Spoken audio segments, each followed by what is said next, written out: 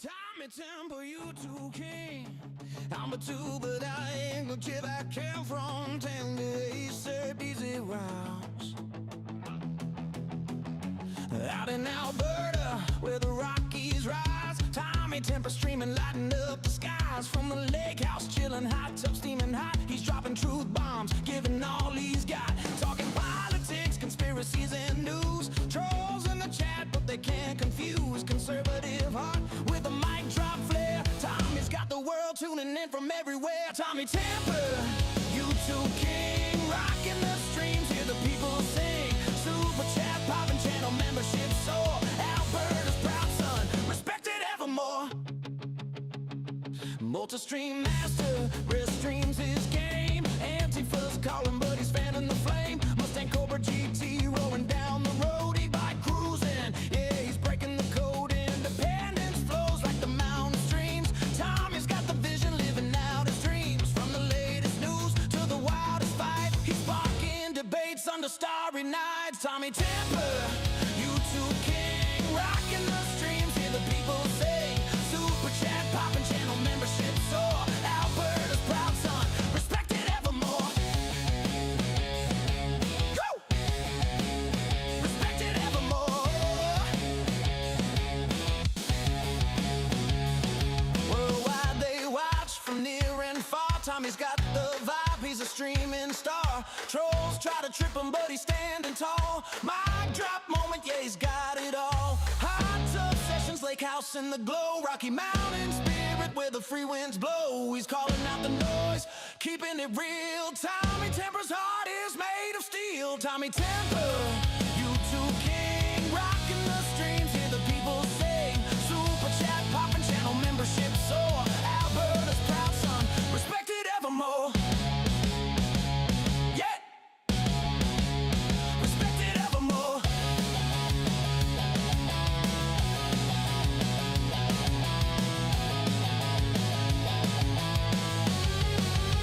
So raise a glass to Tommy, the man, the myth, streaming for the truth, giving spirits a lift. From the Rockies to the world, his legend will grow. Tommy Temple, forever stealing the show. Oh, yeah. Coming to you live from the Crystal Gondola overlooking the elm-lined streets of Edmonton, Alberta, Canada. Let's check what it looks like out there today. It's looking nice. A little bit overcast, but the sun was peeping out a little bit there. It's warm out there. Let me check the temperature outside. We're in Celsius because we're up here in Canada. Hang on. Do a refresh of this one here. 17 degrees right now with a high of 16. Wow, that's weird. High of 16, but it's already 17. That doesn't make any sense. But anyways, I unplugged the water bowl. You can see the water bowl over there. That it's not frozen anymore because it's actually +4 at nighttime. Tomorrow +8, +6, 0, +3, +8 for the next few days. So our cold below zero weather is pretty much behind us, and we're really doing pretty nice here, as it seems. So I was out there yesterday doing some bike riding. Had my e-bike out there and was riding around downtown there, and pretty eventful. My city, Edmonton here, is pretty eventful. There's a lot of things going on out there, a lot of bad things happening. It used to be that you'd go out and you just plain have fun, but nowadays there's so much trouble, so many bad people out there, and so much in the way of drugs, drug addicts, and people doing stuff. It's like it's craziness out there. I don't know what's going on. It's almost like there's like a bird on my shoulder, like a raven or something like that, that's following me around all over the place. And I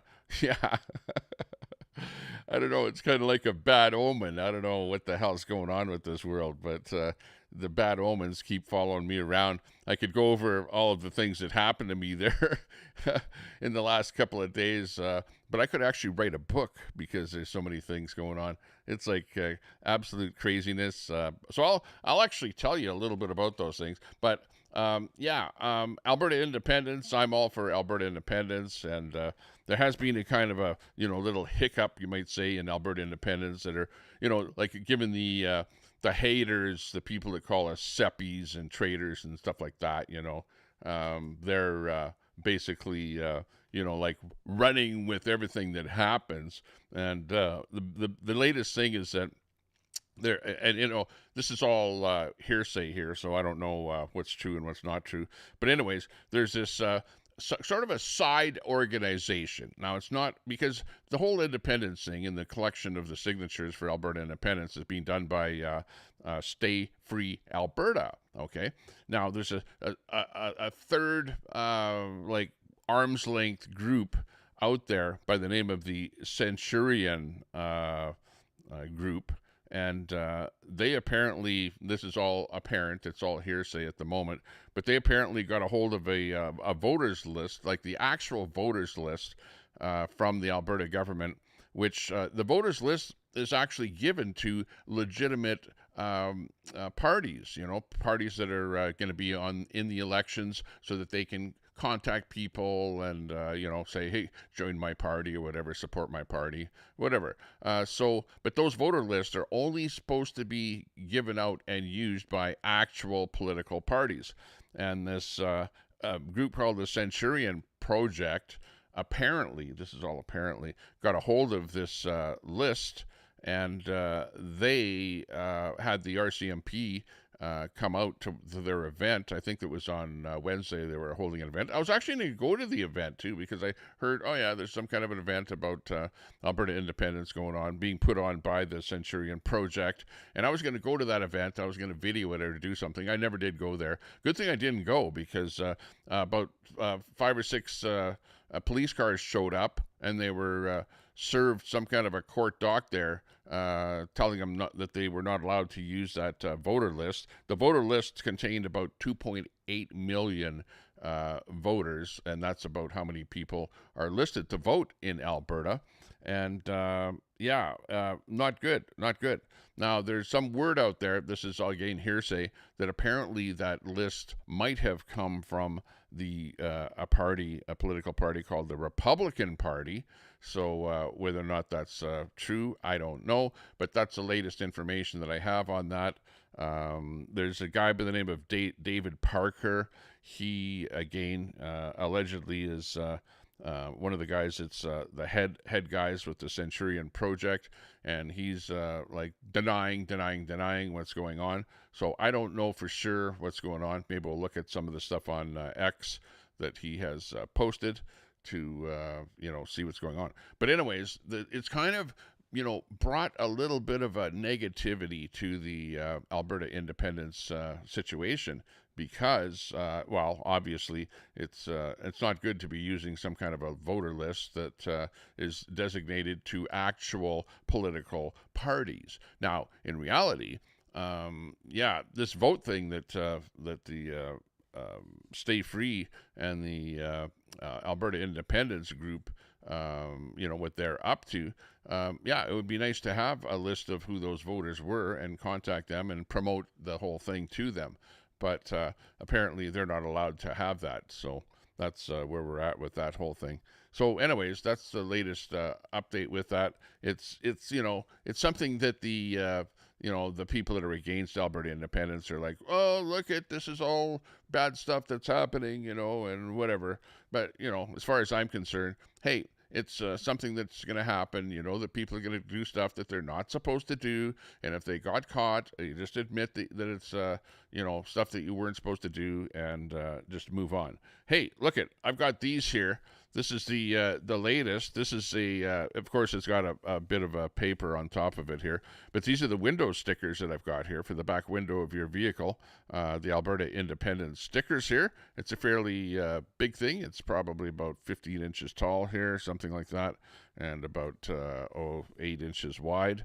A fairly large sticker. And yeah, I've got about 10 of these stickers here, and or decals, I guess you call them. And I'm going to put one of these decals on the back of my back window of my vehicle. That's what they're for. And yeah, the rest of them I'll be having available when I go out to the event on Monday. Look for me to go live on Monday at the Alberta Elections location there on Kingsway and 115th Street in Edmonton, where all of the signatures are going to be arriving. There's going to be a convoy coming from Bonnyville, and there's again, I just got word here just a few minutes ago on a text message here that let me read it here. A historical once-in-a-lifetime cruise and flag wave event on May the 4th will be happening as we usher in all the hard work of every canvasser and volunteer who spent countless hours in hopes of a better future. Come and be part of the cruise, which will be staged in Gibbons, Alberta. So I guess what's going to happen is Mitch Sylvester, who is in Bonnyville, is going to be starting the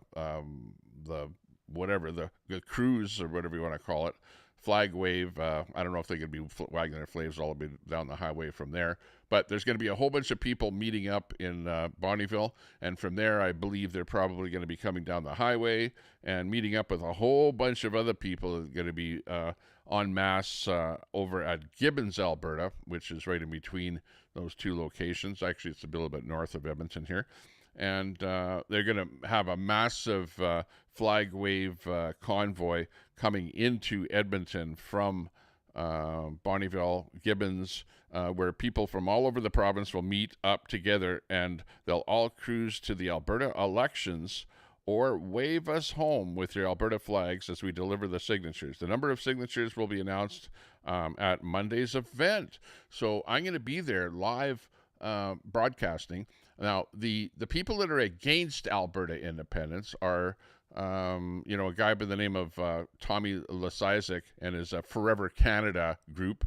And if you guys remember, and you'll see, take a look at my videos on my timeline, and you'll see I did, it wasn't a live video, but it's a posted video. I actually posted the video where one of those guys at Forever Canada, where I was asking him some simple questions like, how many signatures did you guys get? And he went and bashed my camera with a coffee cup, basically assaulted me by assaulting my camera, right? So those guys assaulted people. But not only that, you had people that are against Alberta independence, did stuff like they yell at people, grab people's cameras, tried to do stuff with their vehicles.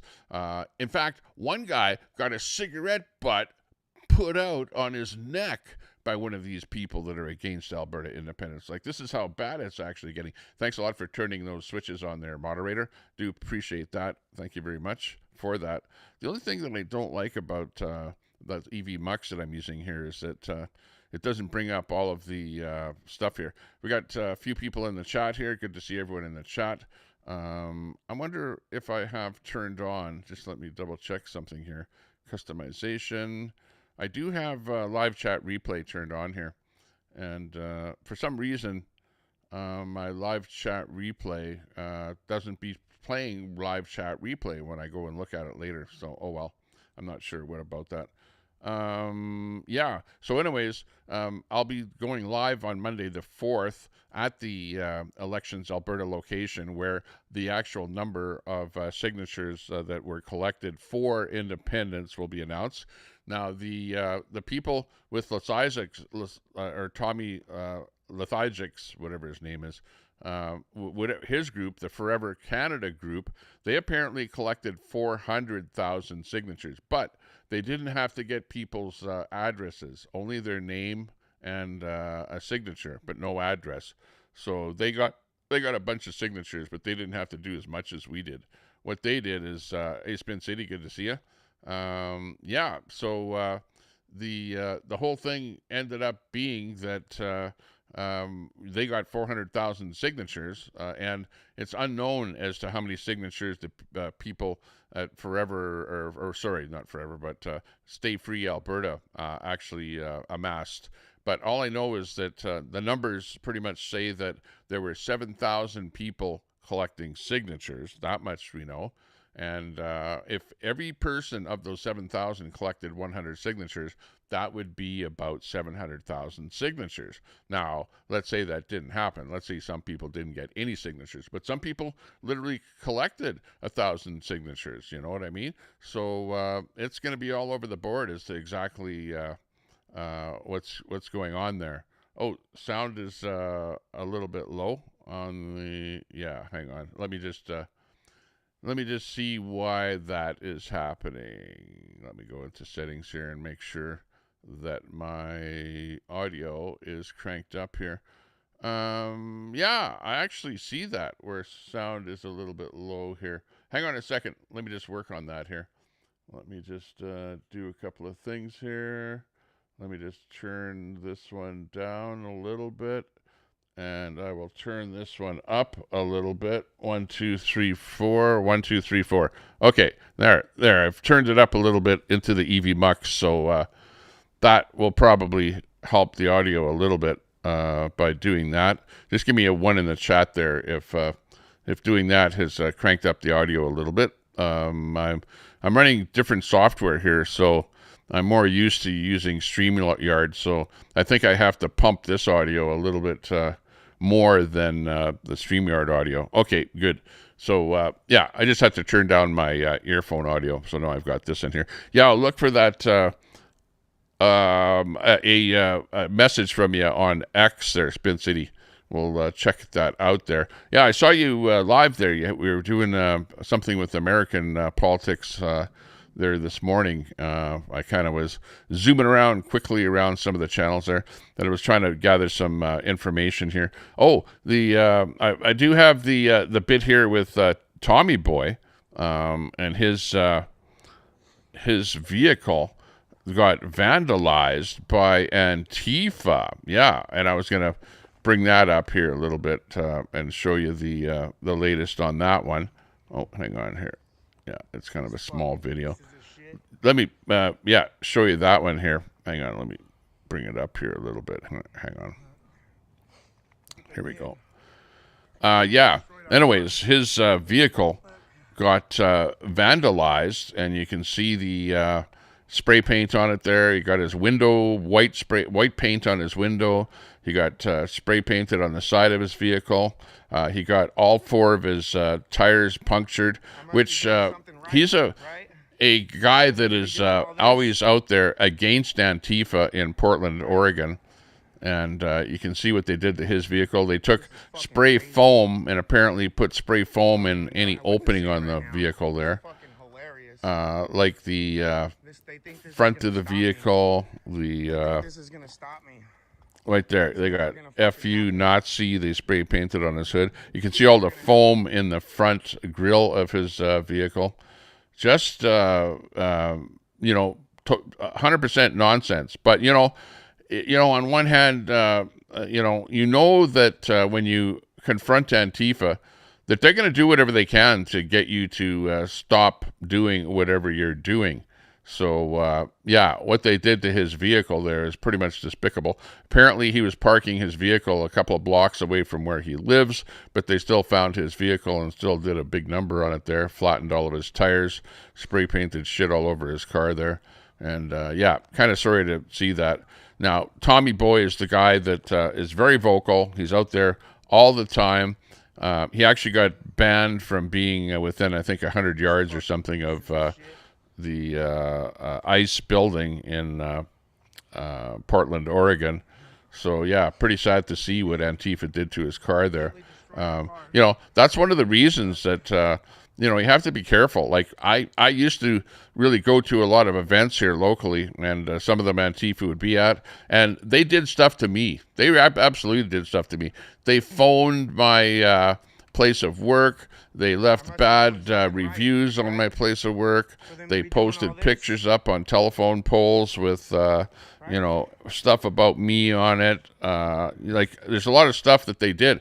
Oh, they also, like, when the convoy was going to Ottawa, they phoned ahead. They found out what hotels that we were staying at. They phoned ahead, and they tried to get the hotels to not let any of the people from the convoy to stay at any hotels. You know, like, they do all kind of shit like that. Like, they're just plain lefty, stupid, you know, idiots that think that they're right and the whole world is wrong, and they want the whole world to be communist. Antifa is basically a bunch of communists. They want to get rid of capitalism, you know, it's like the NDP, where they want the government to own everything, and and to basically do stuff like that. So yeah, I'll check my X there and see what you're up to there. I'm just going to be doing a stream here for about an hour, going over some of the stuff here from the Alberta independence movement here and what's going on, the latest of this stuff here, and a little bit of stuff that's going on here with some politics here in Canada. We've got this map here showing what's going on here. Here's the view of where all the oil is. This is where all the oil and gas is in North America. And you can see the area where I'm located. I'm located right, let me see if it actually allows me to do something without right in here. Right in here is where I'm located, right here. If you can see that little hand in the graph there. And this is the province of Alberta right here, right in this area here. So there is an awful lot of oil and gas in Alberta, right? We're sitting right on top of it here. When I go outside of where I live here, there are absolutely all kind of oil wells and pump jacks and all kind of stuff like that all over the place where I live here. And as a matter of fact, if you haven't heard this before, I actually shot this video behind me here, and it's on the road where I drive in between Edmonton and Sylvan Lake. When I go out to the lake house there, and there's lots of these pump jacks along the road there. I just happened to stop beside one of these and shot a little video of the pump jacks in operation. I did this while there was a little bit of snow on the ground, and right now we're pretty much, if you look at the picture outside here right now, the snow is pretty well gone because we're above zero temperatures here. We're getting into some nice weather here now. Like I said, with the water dish outside there, I've unplugged it. I don't have to have it plugged in for the water to freeze there. So the birds have a little bird bath and stuff like that this time of the year. We have to worry about stuff like that with freeze up and whatever. But, this is just down the road from Edmonton. All around Edmonton, there's all kind of pump jacks and stuff like that, all throughout Alberta. They're pumping oil like crazy all over the place. One of the latest thing that's happening is we've got a bit of stuff happening between Canada and the United States. We've got this story here with Donald Trump, where Donald Trump has basically come up, and they are going to be making a new deal. Breaking news. Where's my breaking news thing here? Hang on. We need it right here. We'll bring it up here. Here it is. Hey, you. Breaking news. Huge deal. Breaking. Donald Trump approves new 500 barrel per day Alberta U.S. pipeline. So let's bring that story in here and hear what Donald Trump has to say. Bridger pipeline, sir. This is a transborder pipeline similar to the old Keystone XL pipeline. It'll significantly expand our ability to move oil around North America, oil and gas around North America. It's a huge deal in terms of long-term energy dominance and energy security. Slightly different than the last administration. Very different than the last They wouldn't sign a pipeline deal, and we have pipelines going up. And by the way, they're way underground. They're not a problem. Nobody even knows they're there. It's so crazy, but they wouldn't approve anything having to do with it. Yeah, he's talking about Biden. Well, Biden, as soon as he got into power, the very day that Biden got into power, he canceled what was known as the XL pipeline. The XL pipeline, the people that were going to do it, they're all history. But there's a brand new pipeline with a couple of different companies that are amalgamating, and they're going to get that pipeline. The XL pipeline is actually there within Alberta, because Alberta built a pipeline to the border, so that part of it is done. But it's a matter of making the pipeline continue on from the Alberta border down to some refineries down in the States. The pipeline and the grade, as opposed to trucking it or training it, it was they're great. Much safer. Right. A lot of jobs too, a lot of jobs. Okay, very good. Next. Yeah, so that happened. He signed off on that 500 barrel per day pipeline.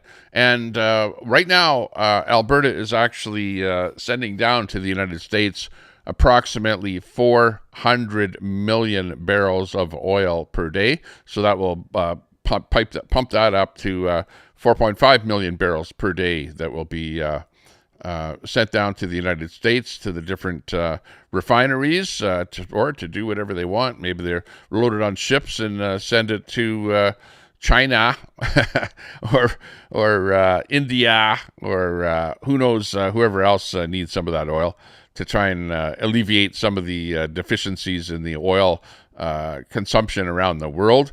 You've got some places like Australia and New Zealand that are really hurting bad because they hardly have any refineries at all. In fact, Australia only had 2 refineries. They did have about 8, but they stopped their refineries, shut down their refineries, because they found that it was cheaper to buy refined oil from China, and now they're biting their tongue because they should never have done that. They should have just kept their refineries going and got their shipments coming in and done their own stuff. Now, New Zealand, again, same problem there, where they're getting refined oil from China. So they're basically kind of cut off from their supply, and they're hurting pretty bad. They've got really high prices and stuff like that. Even in Edmonton, where I am here, the price is like $1.85 per liter here. It just spiked up again here just before May 1st. May 1st is traditionally the day where prices pump up here in Canada, because they change the type of gas that is used. They go to a summer blend.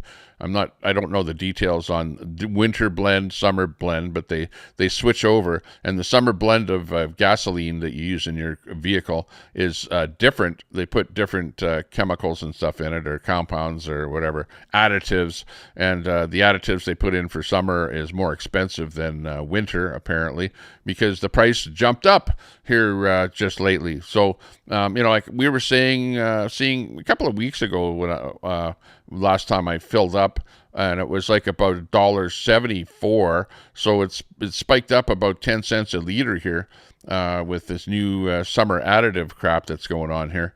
So unfortunately, we're paying more, even though we actually have 5 refineries within a little car. I could hop in my car and drive a little circle around here. There's actually about 3 refineries that I could ride my bicycle to, my e-bike, and then there's 2 other refineries that are just a little bit north of Edmonton here.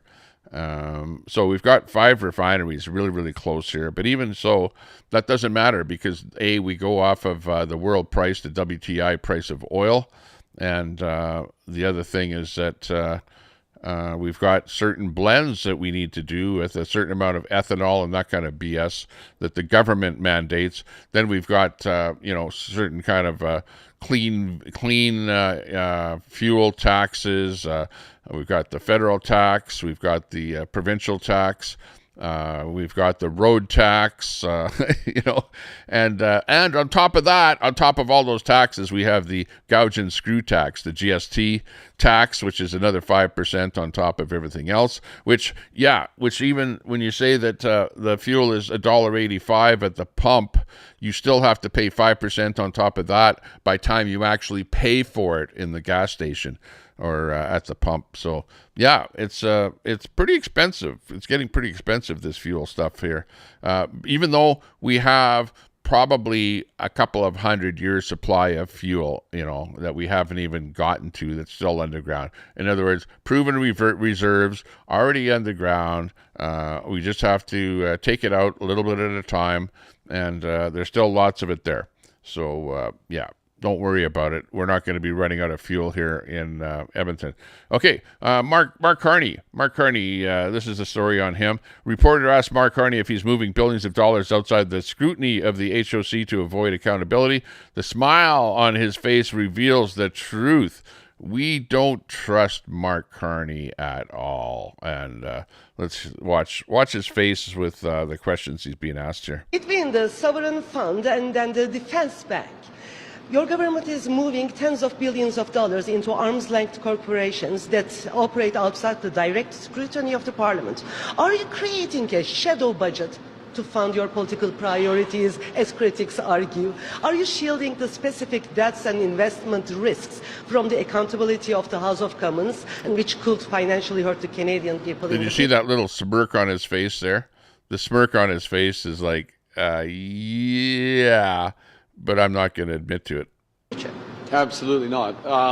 The first thing is that, and it's essential with any financial institution associated, I'll just speak for the federal government, associated with the federal government, and I speak under the control of the chair of the House Finance Committee, who is one of the... Pass the buck over to somebody else, yeah. Yeah, we don't trust those politicians, especially Carney. He's always doing something there that's going to benefit himself or benefit, that old company, the Brookfield company there, shame on those guys for so many conflicts of interest. It's like absolutely terrible. Here's a story here where this is to do with there was an East Indian guy that basically was driving a 18-wheeler. He went through a stop sign, and he actually killed a bunch of kids, a hockey team. And this is the story about it here. You know what? The father exposes CBC bias. So this story is against Canadian Broadcasting Corporation. The father exposes CBC bias in the Humboldt Broncos tragedy. They've been notorious for this. So, even he doesn't like what has happened with this whole story and the bias that CBC, and I've always said this, that CBC is like so biased. They have a lefty bias on every single thing that they do. I don't trust CBC, wouldn't trust them with a 10-foot pole. And let's watch this whole story. Yeah, I just wish the media would play both sides of it. There's been too many times, and CBC was notorious for this, which is why I'm talking to you and other independent journalists. I just wish that they wouldn't cut, edit. I can understand cutting out swears or bad things, but it's not your story to tell. Let Sidhu speak, let me speak, let Sunny speak, let everybody speak. But don't chop and edit to narrate the story the way you want it to be done. Because what CBC has done is they chop and edit and whatever, and they actually kind of post a favorable light on the truck driver that actually ended up killing a whole bunch of people, and that's what he's pissed off about, So I don't like that. He doesn't like that. Okay, the guy that was behind the so-called Centurion project, one of the guys, anyways, and who was there as a guest speaker at at an event by the Centurion project, is David Parker. So about this whole thing with them having something to do with the voters list. He comes out with this comment here. In the coming days, a lot of things will be revealed that I cannot speak about because they are under investigation by both Elections Alberta and the RCMP. Many will throw accusations. Many will try and slander me. This is normal. Don't give up. Don't be afraid.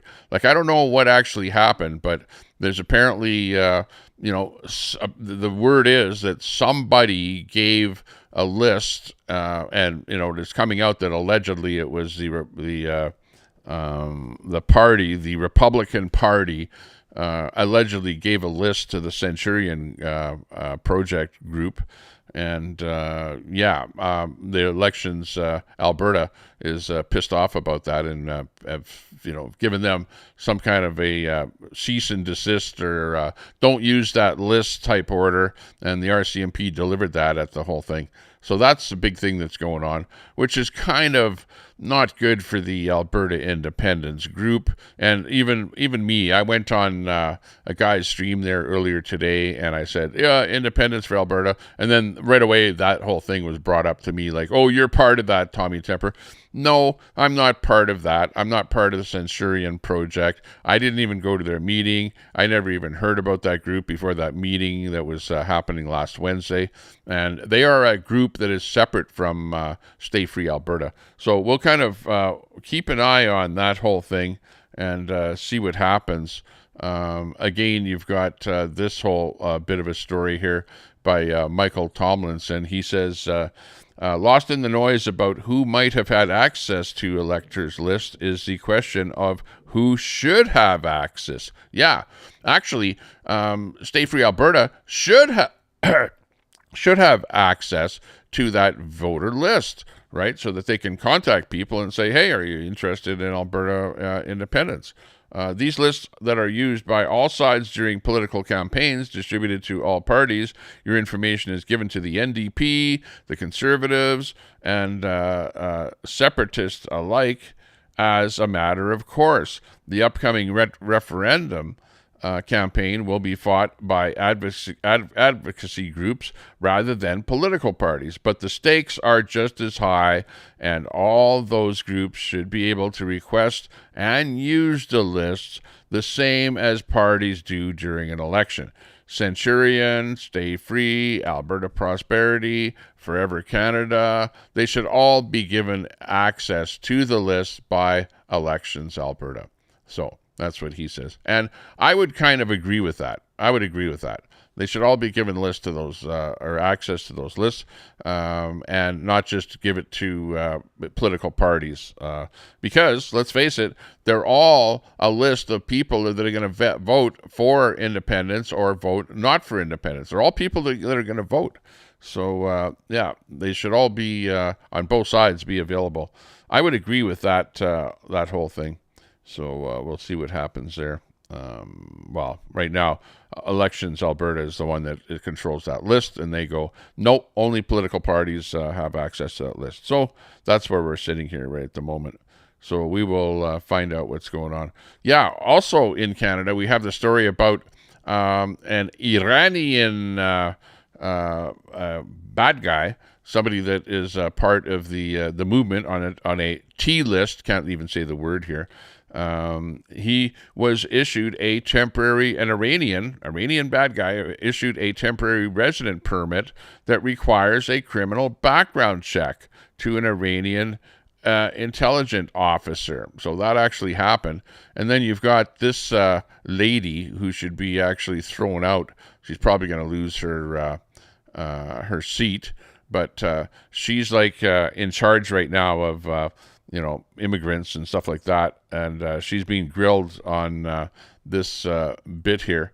And let's hear what she has to say about these bad guys from Iran coming into Canada, being allowed to come into Canada. He was given a permit to come into Canada, but apparently they found out they made a mistake and they revoked it. So I guess he wasn't allowed to come into Canada. But that's not the point. Being here. Minister Diab, was the individual in question related to this case issued a temporary resident visa or a temporary resident permit? Okay, let me be clear. It's a simple question. Yeah, absolutely, for sure. Temporary resident visa or temporary resident permit? Again, as I said, I cannot comment on the individual person in question. Oh, hang on a second. She's being asked a pretty direct question. Was an IRGC Iranian person issued a visa into Canada? And she can't even answer the question. She doesn't want to answer the question. It's like, oh, well, it's a private thing. It's, whatever. I can't talk about it or whatever. Well, the guy obviously was issued it. Very simple but question. No IRGC member has been admitted to Canada. Was it a temporary resident visa or a temporary resident permit? I believe I've already responded For to what that. reason? Why can you not answer the question, Minister? Again, as we said, we cannot comment on a specific case in question. What is For the important benefit is of the that Canadians who are the listening, individual I've got the did floor. not Thank you, come Minister. into Canada. For the benefit of Canadians listening, a temporary resident visa is required for any Iranian citizen to enter Canada. Many do on a daily basis. A temporary resident permit is required for anyone who is found inadmissible to come to Canada for criminal reasons or other reasons. This, according to the Raoul Wallenberg Center, this individual was an IRGC intelligence commander from 1979 onwards. I find it interesting. Liberal member said an alleged IRGC member. It's been well reported they were an intelligence commander. Iranian. IRGC. They would have had to have been issued a temporary resident permit. That is a special permit that is from your department. So, Minister, did your department know that this person was inadmissible to Canada before you issued them a permit? Again, I'm not going to be commenting on an individual case for privacy reasons. What I will say again is the individual had no status to come into Canada by the time they landed. They left. They are back in their own country. We are very much looking forward to learning what happened in this case to ensure it does not happen in the FIFA games that are happening in the month of June. Yeah, exactly. Can her, get rid of her. She can't even answer a question. They're allowing people to come into the Canada that shouldn't be coming into Canada. And there you have it. There's the federal government. There's another reason why Alberta should be its own country, because the federal government is letting in far too many bad guys, way too many bad guys. And that's just another example of it right there. We're having to put up with a whole bunch of tea people coming into the country, and it's like getting to be pretty crazy out there. It's absolutely what I would call unacceptable, no doubt about that. And that's just another example about that. Let's see. Yeah, and then you've got Les Isaac, and he doesn't. He apparently he's given a whole bunch of money that was donated to him for the Forever Canada campaign, and he apparently gave it away to some different outfits, and they're asking where did all that money go. Nobody knows. Let's see some receipts on that. That would be a good thing. Yeah, we got the pipeline. Here's another clip on that pipeline that we have. Check this out. It's a little meme here. There's the Alberta, and there's the pipeline, and the full statement. New Alberta U.S. half a billion barrel per day pipeline has been approved by Daniel Smith, Premier of Alberta. And of course, Carney is going to take credit for that. You know, it's going to be, oh yeah, Mark Carney, because he was, Prime Minister when this whole thing happened. Yeah, well, our pipeline is already built in Canada, okay? It's not like Mark Carney should be taking credit for anything. It was a matter of Donald Trump approving it, because we already had the Keystone pipeline. It was already approved, and the part of the pipeline was already built in Alberta, but it was a matter of the pipeline being extended by the American government, and Donald Trump did that, not Mark Carney. So, but whatever, you can probably imagine that Mark Carney is going to be taking credit for that whole thing, which, yeah, I don't believe that. Yeah, we got Clyde Do Something that's saying something about this flag here. I don't know what this is all about here. He's, and hey, and people are going to say, oh, Tommy Tampa, you're racist or something. No, I'm not racist, but Clyde Do Something makes a post here saying, apparently being an Indian makes you gay. And this flag has surfaced with a couple of feathers on it there, and it's the LG flag, and apparently this is flying in Canada here in different cities, so I don't know if being Indian makes you gay, but yeah, that one will get me in jail, no doubt, under the hate clause there from the Alberta or the Canadian government. That's another reason why we need to get the hell out of Canada, because I don't want to go to jail for any kind of hate shit out there. They have so many laws that are coming in that I don't know what's hate anymore and what's not hate. It's like it's craziness, that's going on there. Oh yeah, there's this story here too, that over in Germany, news story coming out in Germany here, where Germany's right wing, of course, everyone's going to call them extreme right wing, because those right wingers are always extremists, so they're always extreme right wing. Like me, Tommy Temper, I'm apparently an extreme extremist, a right wing extremist, and meanwhile the people on the left are like the Antifa types that will spray bomb your car and puncture your tires and do stuff like that. But Germany's right wing AfD just exploded in West Germany state elections, surging 11 points and nearly doubling their seats. Voters are rejecting mass Islamic migration and are taking their country back. How about that? Hey, do you hear that, Canada? Germany is rejecting mass Islamic migration. How about things in America? How about things in Canada? How about things in Australia? We're not doing that, but maybe we need that over here. We need to reject mass Islamic migration. We don't mind letting a few people in, but when there's so many coming in where they're starting to take over and starting to say, death to America, and you have people burning Canadian flags and death to Canada, death to Canadians, and shouting all kind of stuff like that. And you see people doing interviews saying, yeah, we're gonna take over and we're not gonna actually beat the hell out of you, but we'll just move more people in and just do it by the masses, produce more kids and all kind of stuff like that. So whatever. Things are actually turning over in Germany because they're pissed off at that stuff happening over there. Hey, we got Jen in the house there. Good to see you. Masad popping in for a little bit of sunshine. Good to see everyone in the chat there. Thanks a lot, everyone that popped in here. Do appreciate that. Just doing a quick feed here. Meanwhile, this is what's happening over here in Canada, okay? Like, come on, you guys. This is how bad things are here in Canada. Canadian classics here is what they call this. Yeah, well, this is Canada. We'll show you this little video here. Check this out. We've allowed a lot of people to come into Canada, and they're like a lot of East Indians are popping into Canada, and these are kind of some of the nicest people in the world that are popping in here. They're like shooting garage doors and all kind of stuff, bad stuff going on, because these people apparently like weapons. They love weapons, right? I don't know if they have weapons in their own country, but they certainly don't have any trouble getting weapons in Canada. And hey, I thought that handguns were illegal in Canada. Oh, you mean they're not registering their handguns? I don't think they are.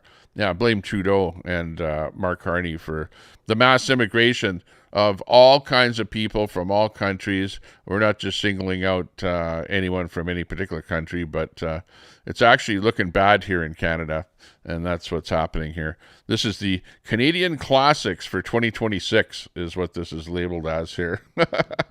Yeah, it's not good. It's not good. I'm not feeling good about Canada. I'm actually thinking that things are getting worse here. It used to be a nice, safe country where, you could do things and not worry about your car getting stolen, not worry about some guy, trying to pressure your business for money or something like that, or, not be selling a whole bunch of drugs and whatever. It's just absolutely ridiculous. Oh, we've got this story here. This is going on, that story of Brett Wilson is saying, here, I'll just bring it down to where we can actually see it here. Brett Wilson is saying, and now this is the story. You've got this lady by the name of Widowson, who is actually against the whole premise that there are a whole bunch of natives from residential schools that are buried underground, which they got literally, over $1 million to do ground penetrating radar and to find these bodies. And so far, I don't think they've even found one body buried, right? So the story is kind of a bust, right? Sure, kids went to residential schools. We know that happened, and nobody likes to see that happen. The government has already apologized for that. But there's that whole story. And anyways, Widowson wanted to go and do an expose of that whole thing at the University of Lethbridge, and what happened is she got arrested, okay, and she got some kind of a fine. And Brett Wilson is saying, I hereby offer a donation of $100,000 to the University of Lethbridge after they profoundly apologize to Frances Widows and arrange for her to present engage in a great setting at this once great university. You know how to reach out to me. I've pitched there. Happy to introduce her. So, yeah, this is the actual story here. The exclusive university, let me just move that over a bit so that you can actually see it here. There we go. Exclusive University of Lethbridge donor withdraws $150,000 gift to school after Widowson's arrest. So somebody else said they were going to donate some money, not Brett Wilson. But Brett Wilson is saying he's going to donate $100K to the university if he allows her to come back and to actually give her her thing. Okay, so that's what's going on here. And here you can see Widowson being arrested at the university and taken away by the police. And it says here, University of Lethbridge alumni has withdrawn his plans to donate over six figures to the university's athletic department after hearing about Frances Widowson's arrest. And her whole arrest is because she wanted to do a thing where she talks about how they haven't found any bodies at the residential schools. Now, were people mistreated? Absolutely. Did bad things happen? Absolutely. We're not going to say anything about that. But the whole story is, and an organization is being given over $1 million to actually find those bodies, dig up those bodies, and say, here's the proof, here's the evidence that people were actually done in. And so far, they haven't really dug up one body or really found anything about that. Now, am I for it or against it? Yeah, it doesn't matter. It's just a story, and we're giving you the story. That's what's going on there. Doesn't make me racist to talk about this stuff, queasy. Okay, on this Alberta independence thing, whoa, something bad is happening here. We've got Igor has come up with this story. Igor Rilstev is saying, terrible news.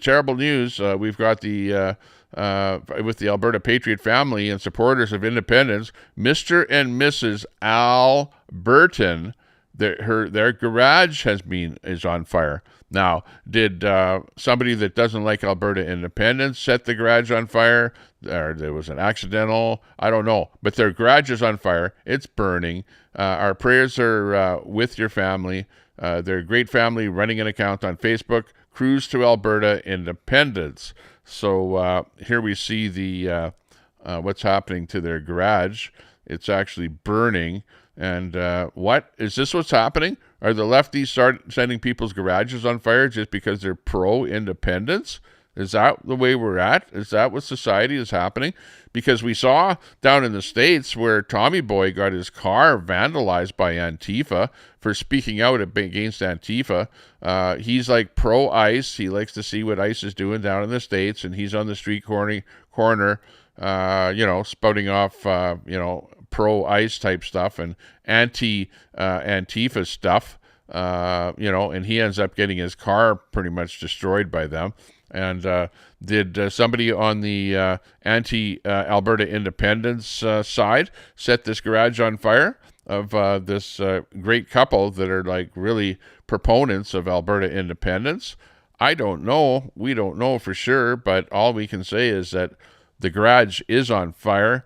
And I actually just got a thing on my phone here whereby there's a thing saying, let's see, where is it here? Here it is on my phone, this one right here, where it's a meme that says, please help Mr. and Mrs. Albertan rebuild their garage. And there's some kind of I'm not sure if it's a GoFundMe or something like that.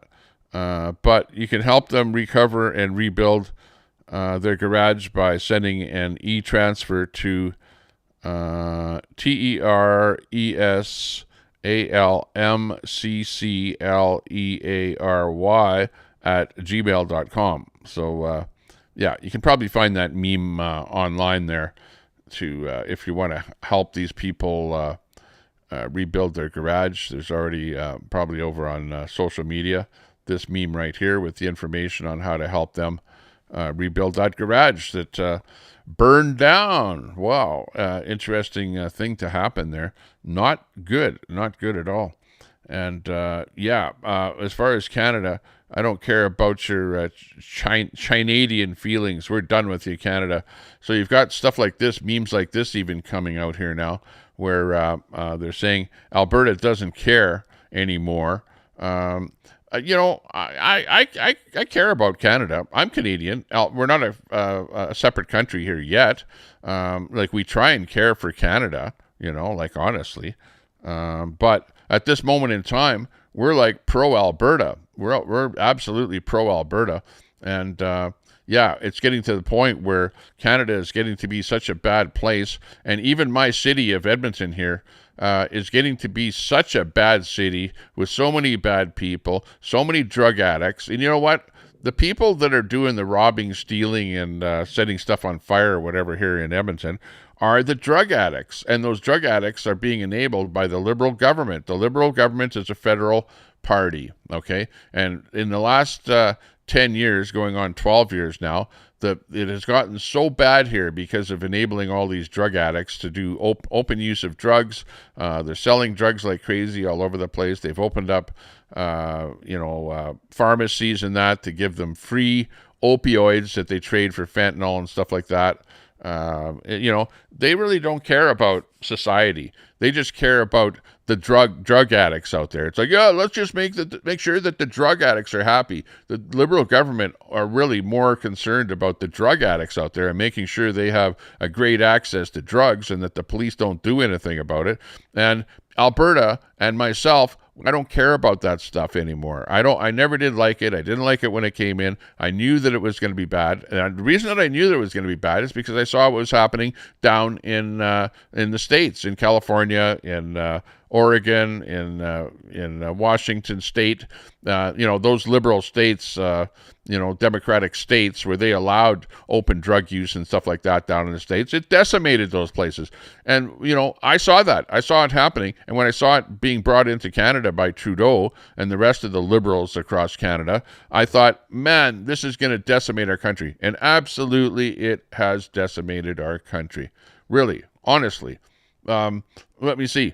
I did a meme in front of City Hall. Let me see if I can bring it up here. Hang on a second. Watch my phone ring or something like that here right away. A lot of stuff I did recordings. I did lots of recordings on my phone there yesterday, but I didn't really post them on social media. Hang on. Let me bring up another window here. Hang on. I just have to set it up here. Give me a little screen capture here from Facebook so that we can show you what's going on. Oh, yeah.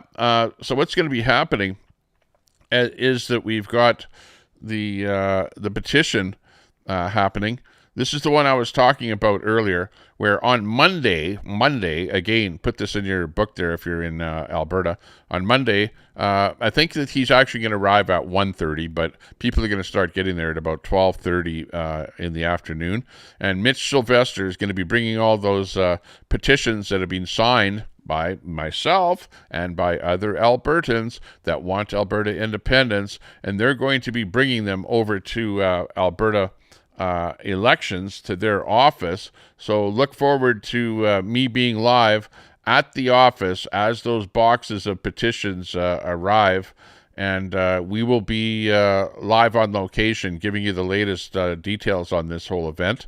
And we will also be announcing how many signatures that they actually collected. Again, they need 177,000 in order to get the vote on the docket for the October the 19th. That's when the vote is going to be taking place. So apparently a month ago they had over 177,000 people that had signed. So it'll be interesting to see just how many signatures were collected. Now, apparently, there are about 2.8 million voters on the list.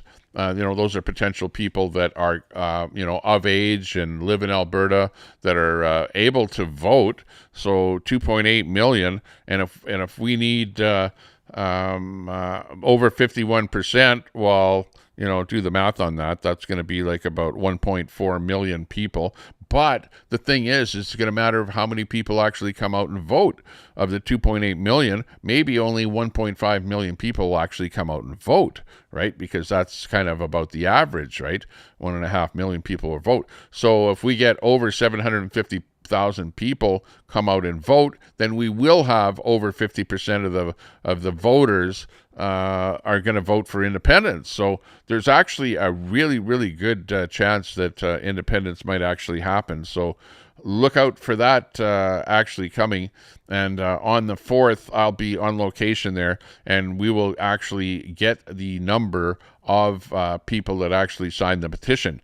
And if it's a good number, that's good. Because, like I said, 1.5 million people actually show up to vote. If we had 750 or 800,000 people sign that petition, then if it does go to vote, we may very well win. That'll be a good indication of that. Okay, so we'll see what happens. Okay, I'm going to be going into my vehicle later today, and one of the things that we're going to be doing is going on the freeway. Okay, now that freeway is known as the Queen Elizabeth Freeway. And they have increased the speed limit on the freeway from 110 kilometers an hour to 120 kilometers an hour. Now, just to tell you, when I'm on that freeway normally, I usually do about 120 kilometers an hour, 119, you do like 9 over, so you don't want to get a ticket. But I've never, ever been pulled over for doing 120, okay? Never. In fact, the number of cops on that highway is like few and far between. It's a marvelous country we live in. Not that many cops, and you get away with murder pretty well. You can see the price per liter there is $1.89 per liter. Highway pain. That's funny. And look it's a kind of a meme of what it's like here in Alberta. It's like, Berta. Yeah, we're like rednecks, eh? We're a bunch of rednecks here. And the rednecks are like me. If the new speed limit is going to be 120, well, I'm going to do 130. You know what I mean? Or in fact, right now, people do like 130 to 140 on that freeway. Well, actually about 130. Really, because when I'm doing 120, there are lots and lots and lots of people that pass me. So obviously they're doing 130. And the speed limit right now is 110. You know how that goes. You guys in the States, nobody does the speed limit. Everyone does over the speed limit. But usually the rule of thumb is about 9, that the cops are not going to pull you over for doing 9 over the speed limit. Right? So 119 is okay. So that's pretty much what I do right now. But now I'm going to be doing 129, which is almost 130. But guys like this are going to be passing me doing 140. The dumpster cats there. Yeah, exactly. But yeah, that's the latest thing that's happening. I'm going to be getting in the car and driving on that freeway. I'm going to see whether or not those signs have been changed to 120. In which case, we're going to just gun it all the way down there. And, we'll be having a fun time down there in Sylvan Lake there. We'll be able to ride my e-bike down there and have lots of fun. It'll be amazing. Absolutely amazing. Let me see what happened to my... What happened? Oh, yeah, I was downtown riding my e-bike and I shot this. This is a little video downtown. You can see the bench there. There's a bench there. And this planter was on the bench, right? But you can see the homeless person, the drug addict. People like to call them homeless people, but let's face it, they're all a bunch of drug addicts there. But anyways, well, not all, but 99.9% of them. But you can see there's the planter. This is as bad as DOA who likes cutting those straps off the planters and vandalizing the planters. But this planter was sitting upright on that bench, right? And they put the planters on there so that people wouldn't sleep on the benches. So what does the drug addict do? He pushes the planter over on the ground. Of course, there's no flowers or anything in it this time of the year because it's winter coming into springtime, and you can see all the dirt in that planter. And meanwhile, the guy is sleeping on the bench there, and the planter is pushed over. There's downtown Edmonton, just a little sign of what it's like in downtown Edmonton. It's pretty crazy. Oh yeah, and they've got these e-buses down here too, right? Electric buses. I don't know if you guys have e-buses there where you are. Here's one of those e-buses. Now, these electric buses that they bought here in Edmonton are, I would consider them to be junk. Okay, they're junk. They were supposed to get a certain number of kilometers per charge. They don't get, even in the summertime, that number of kilometers per charge. And they're like way, way worse in the wintertime. So I don't even know that I see these buses running in the wintertime, because by the time they put them on the road, they go on the route a couple of times, and now they got to go back to the barns and charge them. There's one video that I showed you with just a ton of these buses inside the bus barns with dust on them. They don't even use these buses. They have to cannibalize the buses for parts. The company that actually sold the buses went bankrupt, and the city of Edmonton has a multi-million-dollar lawsuit against the company for whatever, just probably because they are not working as per the way they were advertised. Here you can see I finally spotted one of these buses in the live out far away from the barns, and it says on the back of it, battery electric powered bus. And then you can see that sign there that says not in service. Oh my God. Why is it not in service? Well, because it's an electric bus and the frickin' thing broke down. That's why. And where I'm at here, it's funnier than hell, because you can see the bus in this video, and then the bus kind of moves a little bit. It's not in service, so obviously it's not picking up people. I did this video here, by the way. There's a truck right in front of it, and it's a city truck, one of those trucks, that they use to service a broken down bus. So you've got that truck there. And then I pan over to the right a little bit here, and you can see there's a supervisor to the right, and the supervisor standing beside another guy in a truck. Right away you'll see it here. Just let me zoom the camera over that way. As the bus goes around that building there. Right there, you can see there's another guy that's standing there, right there, beside the two trucks that are sitting there. One guy's a supervisor and the other guy's a mechanic. When this bus came around, I actually rolled up to where those guys are, and I talked to the guy about these electric buses. And the supervisor would not admit to me that they're having any trouble with the buses. But the guy in the truck, the mechanic, he was like laughing as I was, or smiling, as I was asking those questions, because I'm saying, hey, how are those buses working out for you? And the supervisor goes, yeah, okay. Meanwhile, the bus that's right there has like a not in service sign. It's like broken, whatever. They're not even using it. They got 3 different trucks out there with a bunch of people out because of the bus being broken, wasting a bunch of resources, people, vehicles, and stuff like that. Of course, they're gas trucks there that are out there to service the electric bus that's broken down. The bus is just, I think it must be in limp mode or something, because the thing is barely moving. And if you look close at the side of the bus here as it comes beside me, it looks like somebody sideswiped the frickin' bus, or the bus sideswiped something else. It's got a bunch of damage on the side of the bus there. It's making some really weird noises too. It's making right there. He's going over that way there. It's in operation there. I saw a whole bunch of these buses, and they were actually with dust on them in the barns there. I don't know whether they're using them for parts or whatever. You can see the side of it there. It looks pretty bashed up and whatever there. Not in great shape. But there you go. There's one of the few electric buses actually in service. I guess it's warm enough here now that it's above zero. It got up to 15 today, so it's warm enough for the electric bus to make a couple of runs. There you go. but okay, they brought it out and apparently was in service, but where I videoed it there, it was not in service because they had that sign on the back of it. So there weren't any people on the bus. It was just a driver limping it back to the bus barns there. So that's don't buy. Okay, if you're in any city in North America, don't buy electric buses. They don't work. They don't work hardly at all. Those batteries don't last very long. They'll go on a couple of routes, and you got to put them back in the charger. The amount of infrastructure that they need for those charges is a bunch of bullshit there. You spend a bunch of money on that crap. And, yeah, at the end of the day, it's a money-losing proposition.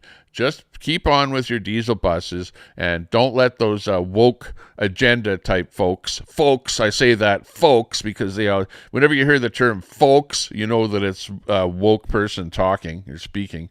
And, yeah, they have an agenda. Absolutely, they have an agenda. There's no doubt about that. And, yeah. Oh, let's see. Here's another one. This is me downtown Edmonton. This is right in front of City Hall, and yeah, people don't like it when I post this stuff for whatever reason. I wonder why. I don't know. Probably because it makes the city look bad. But yeah, it's pretty woke downtown. Open drug use, no problem at all. Small quantities of drugs, no problem at all. But I happened to spot a person down. I think it's a lady here. Lady down, man down, man down. And this is right in front of City Hall in Edmonton. Oh my gosh, how bad does it get? It gets pretty bad.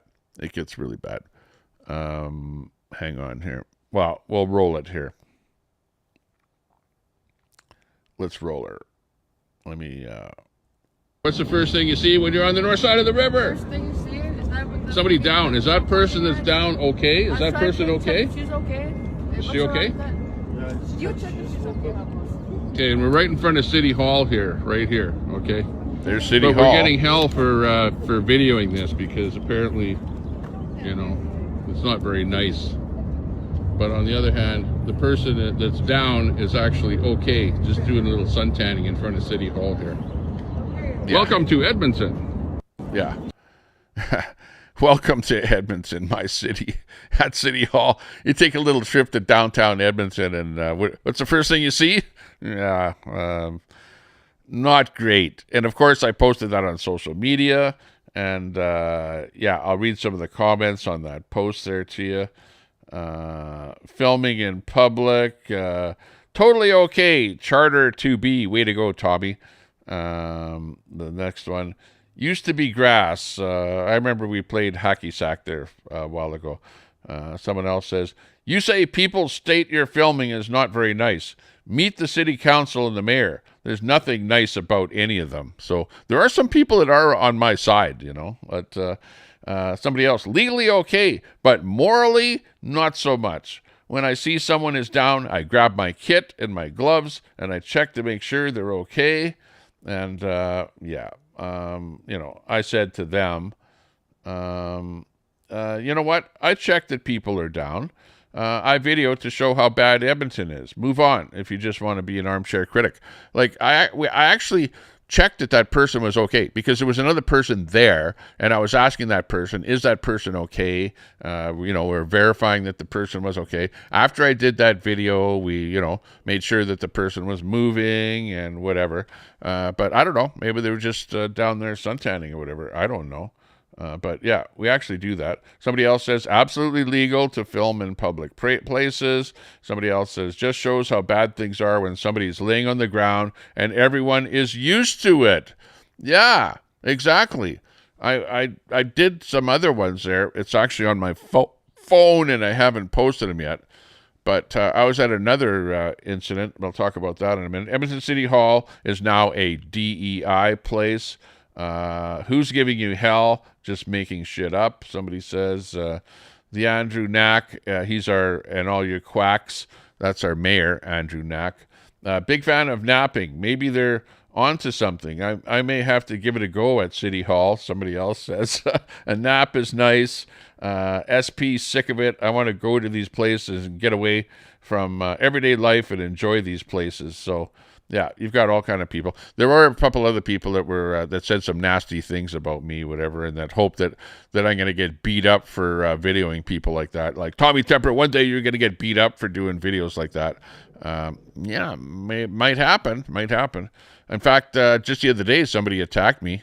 2 days ago, I was attacked by a guy for doing a video, saying that I couldn't video in public places. Okay, you guys know that I told you about this box, and I even showed you this box. I had this Amazon box on my front doorstep, and in that box, let's see here. Oh, look at who showed up outside my window here. It's Birdie Num Num. Oh, Birdie Num Num out there. Okay, but anyways, I had this box outside of my doorstep, right? And I set up a bait box, right? A bait box, and the bait box basically was a set of headphones inside of the bait box, right? And it was an Amazon box. And I put it on my front doorstep, and I have a doorbell camera, and I have a bunch of other cameras around my house here. So, like, I'm pretty surveilled around here. Like, you don't even come close to my house without getting on cameras, right? And it's all being recorded. It's all on I use Hick Vision technology. One of the cameras right in front of my house is actually a dual camera, an ultra-wide panoramic camera, along with a telephoto pen tilt zoom setup. And you don't go by my house, anywhere close to my house, without being on video. But anyways, I put this box with the set of headphones, and I took the headphones apart. Okay, if you can imagine a set of headphones like this, and I took the earpiece completely out and opened it up, and I put a tracker inside of the earpiece. Okay, an Apple tracker. Okay, and then I put that inside of the original box. Okay, it was a nice black box, and it looked original. And I put that inside of the Amazon box, put a bit of packing material in there. The Amazon box I actually had opened on the bottom side, so it still had a shipping label and that stuff on the top. It looked original, looked like nobody had opened it. And I put that box on my front doorstep. And I watched that for about a week. It sat there for about a week, and I was actually pretty amazed. I thought, wow, this is actually better than I thought. I thought that thing wouldn't last even 2 days out there, being in the neighborhood that I'm in with all the tweakers and stuff like that, drug addicts and all kind of idiots running around here. But it turns out it lasted out there for over a week, and I kind of, it was there. Some people, would grab it and whatever, try and give it to me, and I'd go, no, leave it out there because it's a bait box, and I told you guys about it, that I set up that bait box, right? So inside of the bait box is a headphone set with a tracker in the earpiece, and you would never know that there's a tracker in there, right? Unless you maybe had an iPhone and you heard the thing beep or something like that, because I didn't turn that little beeper off, and it might beep if it was close to an iPhone or whatever. So anyways, I get home 2 days ago from my e-bike ride downtown to where I videoed that lady lying in front of City Hall, and I get home and the box is gone, so I check my doorbell camera, and sure as shit, somebody's pulled up on a bicycle and stole that box. And they're so stupid they didn't have a mask or anything on, so you could see who it was. You could see what the bike was that they're riding. And I'll show you that video here right now. Like, this video here doesn't actually show them taking the box, but this is from a camera that actually has a pretty good view of the person. And you can see who the person is and what they look like. And it's your typical tweaker. Definitely a tweaker. Absolutely a tweaker. And let's roll the film here, the video. Here you can see the person coming up on the bicycle. It's a black bicycle. You can see that the person has some kind of a green backpack on. And it's actually a girl with kind of blondish hair. And she's riding up there. Let me just roll it here. Here you can get in here a little bit closer. there, right there. You get a pretty good look of who that person is, right? See the black bicycle with white writing on it. It's got some kind of a little bag on the front of it there. She's got that green bag on. Now you can see black shoes with white soles on the shoes. She's got black pants on, kind of a black cap on, sunglasses. Pretty good look at who that person is there. Well, she rolls up. Right there, you don't see because the camera is limited on its view, and I do have other footage of her actually walking up the stairs, grabbing the package, and then taking the package, and then she gets back onto her bicycle and heads down the road. Okay, now this happened at 3:40 in the afternoon.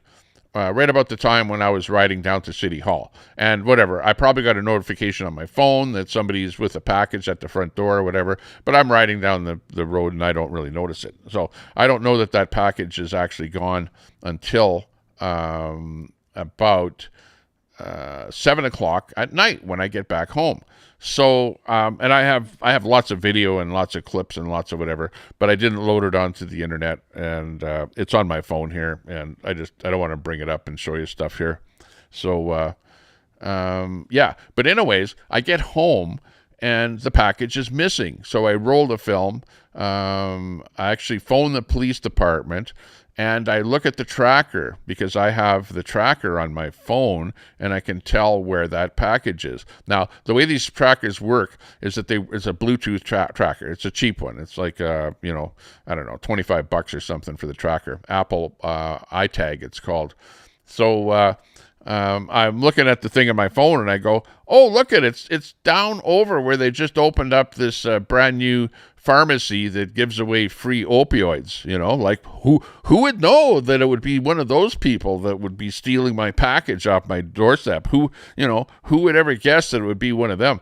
So I phone the police, tell them what's going on, crime in progress, and I say, yeah, this is where it's at, and the cops headed down that way. I hopped in my truck and I headed down there, and we didn't find anything. It was like last ping 15 minutes ago. It hasn't updated the ping, so they were there 17 minutes ago, whatever. So we just missed them. They might have been in that area, but they moved somewhere else. So we missed them. Couldn't find where they are, where the package is. So anyways, we go to the local Chinese restaurant with my family. My kids and my wife are with me, and we're eating Chinese food. I show the video to my wife because she didn't see it yet, and I show that video that you see right there that I showed you of that person because it's not bad. You can see the bike, you can see the backpack, whatever. So we're eating our Chinese food, and it's close to where I live here. And then all of a sudden, riding right by us at the window where we're eating is the girl with the green backpack on, and she's with a guy, the two of them there, eh? And she goes, "Hey, there's the girl that stole your box," And I'm going, "Yeah, that's her." So whatever, I go running out of the restaurant. And it's at this little strip mall, and at the strip mall is a little dollar store, right? So I'm like far away from them. I take a couple of pictures with my camera. I'm going, yeah, that's her, but it's weird because the video I saw, she had blonde hair, and now she's got red hair. And I took a couple of pictures. I phoned 911, told the cops that the person that stole my stuff is over here, and I located them. So we got a police vehicle, whatever, on their way, apparently. So I go over to where the person is sitting there, and it's a guy with red hair with a wig on, and the girl is inside of the store. But absolutely, it's the same bike because it's got the black bike with the white banner on it there. And she's got her hair done up in a bun at this point, so you don't see her long hair. You know what I mean? But the look is the same. The backpack is the same. And the guy has a little bag, a little black bag, and there's my headphones right in that bag. I could see the top this part of the headphones here sticking out of his bag, you know. So I'm thinking, yeah, that's my headphone. I look at my tracker. The tracker is showing that exact location. So absolutely, that's them. There's my thing that they stole. And the cop gets there. As soon as he gets there, he knew, because they had pictures, because I sent him pictures of what they were like. He goes into this door. He arrests her, puts her in handcuffs, bring her out, and then tells the guy, you know, you're being detained, whatever. And then he asks the guy, "Is that your bag?" And it's the bag. He points to the bag that has my headset in it, you know. And the guy goes, "Yeah, that's my bag." And I go, "Yeah, there's the headphones that he stole right there in that bag." And then the guy says, "That's not my bag. That's not my bag." Well, the cop and I both heard the guy say that that's his bag. So the guy with the bag that was with the girl that stole the headphones, he got arrested for being in possession of stolen property, and she got arrested for theft under $5,000. And both of them, another cop arrives. Both of them put both of them in handcuffs, and they both get put in the back of a paddy wagon.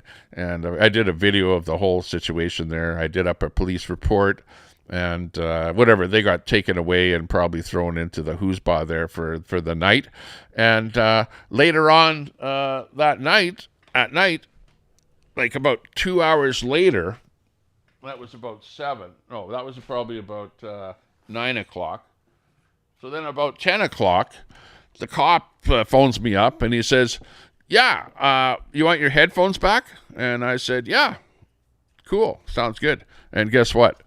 These are the headphones right here. Okay, these are the headphones, and you can see it's got a little red thing on them here, little eagle, red eagle, and they're plug-in type headphones, whatever.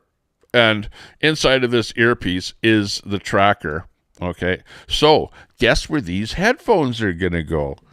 I've got another Amazon box, and yeah, the bait box is going to be set up again, and we'll see how long it lasts, whether or not it will last less than a week or more than a week. But the neighborhood is bad. There's lots of tweakers around here. And, yeah, we're going to catch another tweaker that's stealing stuff around here in the neighborhood. So that's my story about that thing. Now, way, way more stuff happened. We found lots of people that were dead to the world laying there on the ground, immobile, that we actually approached. We, found out, are they moving or whatever, and that we had to end up getting help. There's one person that was right on Jasper Avenue, 10544 Jasper Avenue, that was laying there like unconscious. And I actually asked people walking down the road, "Hey, there's somebody unconscious on the ground here. Can you help us?"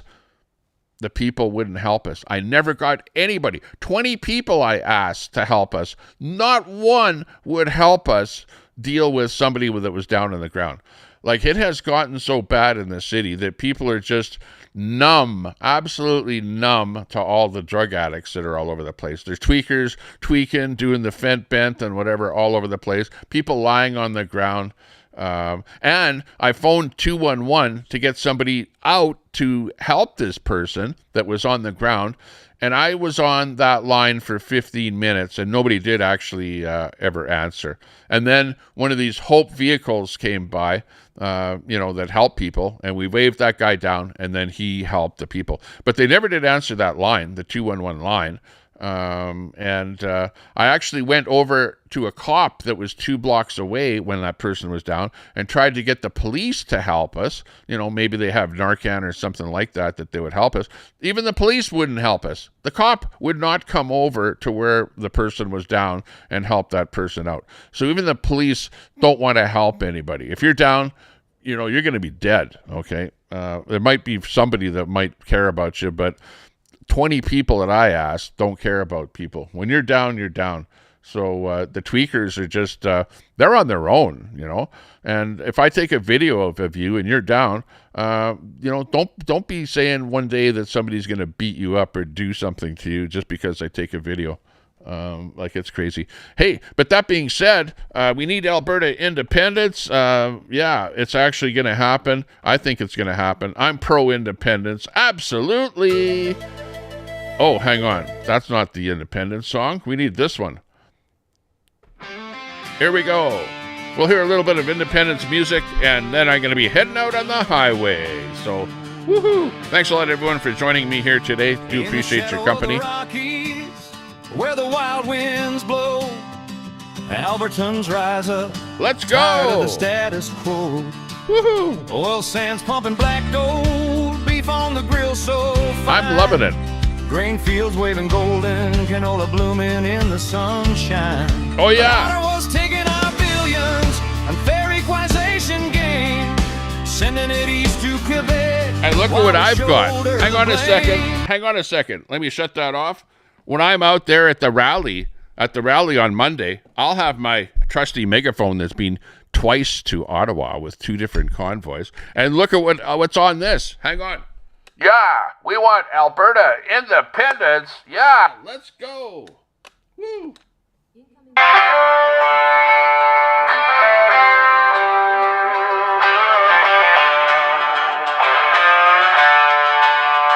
the shadow of the Rockies, where the wild winds blow, Albertans rise up, tired of the status quo.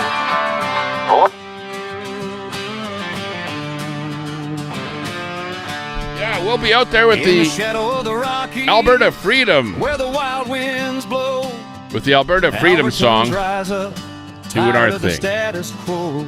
We'll be out there. Oil sands pumping black gold, beef on the grill so fine, grain fields waving golden, Doing our canola part blooming to in the promote sunshine. independence But for our oil's Alberta. taking our billions, unfair equalization gain, sending it east to Quebec. Thanks a lot, while we everyone. shoulder Appreciate the your company. blame. No more pipelines blocked, no more carbon tax chains. We're done with the feds, breaking free from their reign. Thanks a lot for joining us. Hit that sub button. Love your company. Sovereignty calling, independence coming through. No more woke liberalism, Sunshine. stealing our way of life. Albertans stand tall, cutting loose from the strife. Rocky Mountains watching. Let's go. We're heading over to the Rocky Mountains, Sylvan Lake. Freedom for our families with a Let's go. rifle in hand. Alberta Freedom. Let the anthems roll. We're Woohoo. building our nation. You guys all take care. And we'll be going live when we get down there to Sylvan. So look for us to go live again soon. From the prairie to the peaks, where the eagles soar high. Let's go. We're sick of the traitors calling us traitors, that's a lie. Equalization's a thief, stealing our hard-earned pay, while they push their agendas, turning night into day. Beef ranchers and farmers, grain silos stand proud, oil rigs turning profits under Alberta's cloud. No more begging for ports, landlocked but strong we stand. We'll negotiate our future. We're ready to go, Troy. Gonna go be at a rally on Monday. I should actually keep my megaphone in my truck. Might have to use it on the weekend. Might be at a rally on Saturday. Find out what everyone's doing at Sylvan Lake. I'll stand on the Lakeshore Drive, play that song. This song.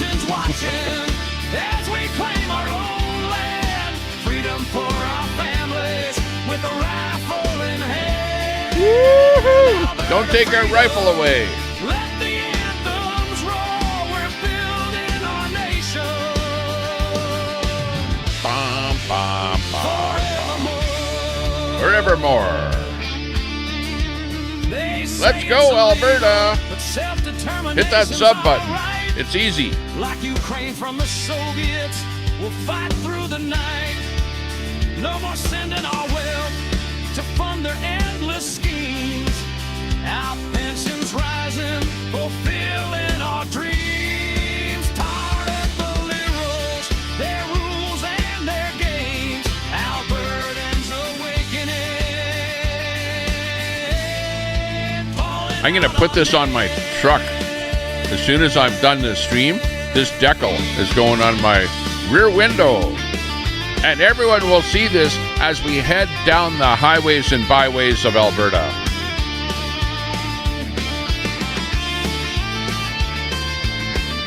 And you can get one of these from me if you show up at Alberta Elections at 115th Street and Kingsway Avenue on Monday at 12:30. Oil sands fueling futures as far as the eye can see. We're Albertans first, with hearts full of fire. Separation's the answer, lifting us higher. No more being the wallet for a broken confederation. Freedom's our We can do it. I know we can.